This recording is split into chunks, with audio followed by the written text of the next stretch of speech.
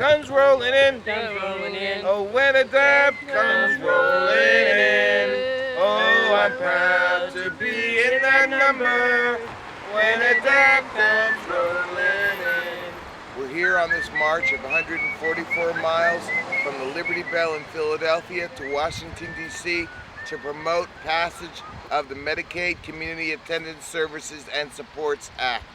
What this means to people with disability is right of choice. Nursing home services is an entitlement, and community-based services is optional. Whenever cuts occur, it's always the optional stuff that gets thrown away, and that means that people are forced to live, I won't even say live, exist in nursing homes, not live with right of choice or ability to be taxpayers or to live with their families and be productive members of society. We must free our people now and promote MiCassa.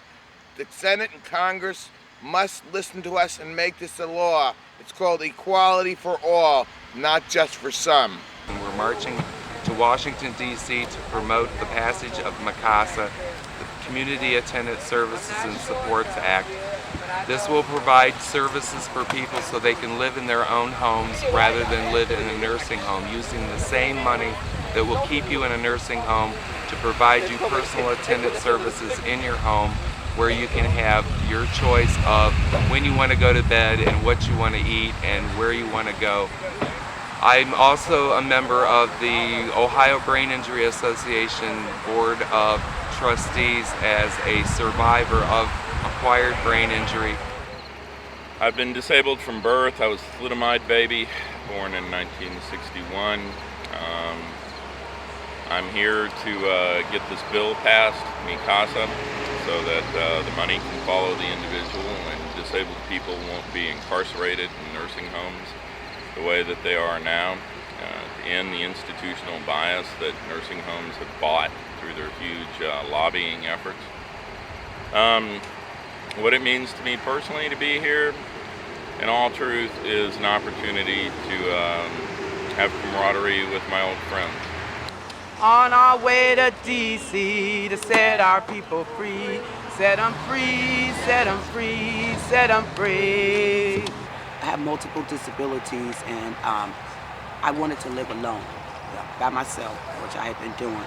Have epilepsy, and it was getting out of control, losing some sight, and decided that it was too dangerous for me to live alone, and they dragged me into a court, certified me for up to 60 days, and I spent a year trying to fight to get out of this institution.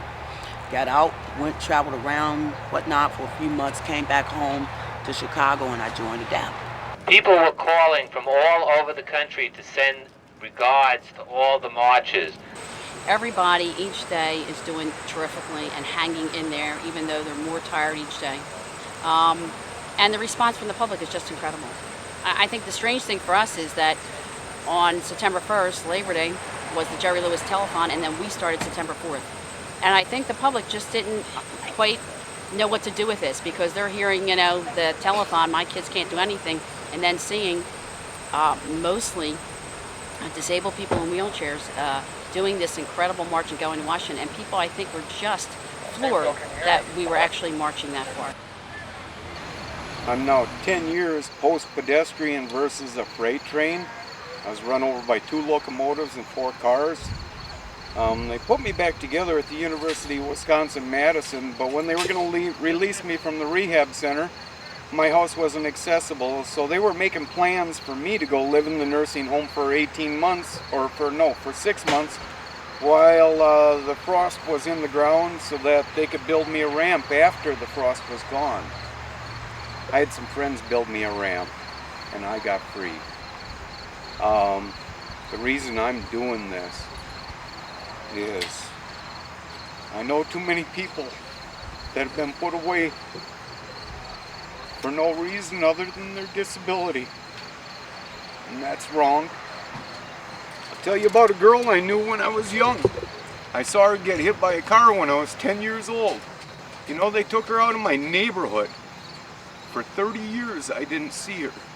She was in an institution at $500 and some a day. In 1995, she got out.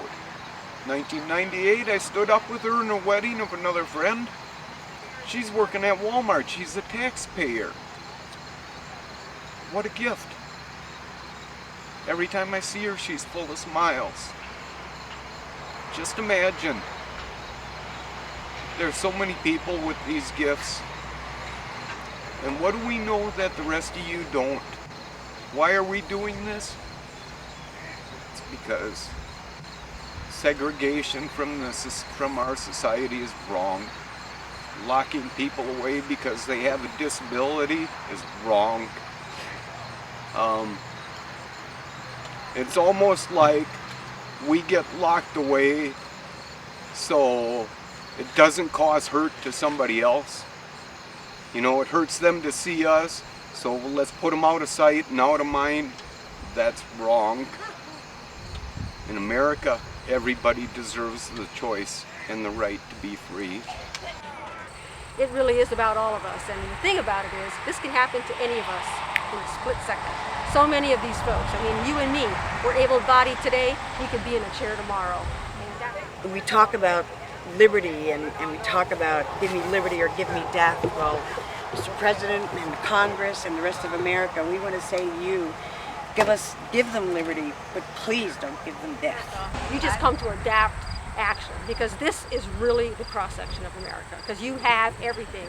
You do have all the races you could possibly think of here. You've got disabilities from people that are blind, people that are in chairs, people with cognitive disabilities, all sorts of physical disabilities. And what's really kind of cool is that we can cohabitate together in this tent city and move across, you know what, 3-4 different states to make a point and really be making history.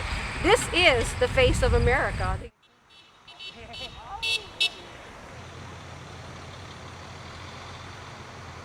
The people, united, will never be defeated.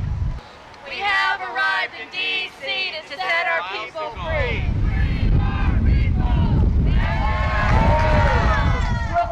We made it, and we're going to pass MiCassa. In my state, just less than 6 months ago, they were planning to dump over 100,000 people off of community services because they said they had budget problems, these were tight times, and everyone had to tighten their belt. Well, guess who was tightening their belt the most? Community services. We wanted lifts on those buses. We did. And we won that in 1990 with the American with Disabilities Act. And then it dawned on us, that in 1990, we had to get people out to use that transportation that we had fought so hard for. And since then, we have appealed to 2 presidents, Housing and Urban Development, Health and Human Services, the Department of Justice, and Congress to pass MiCassa. They still haven't done it. You're here, you're leading the charge.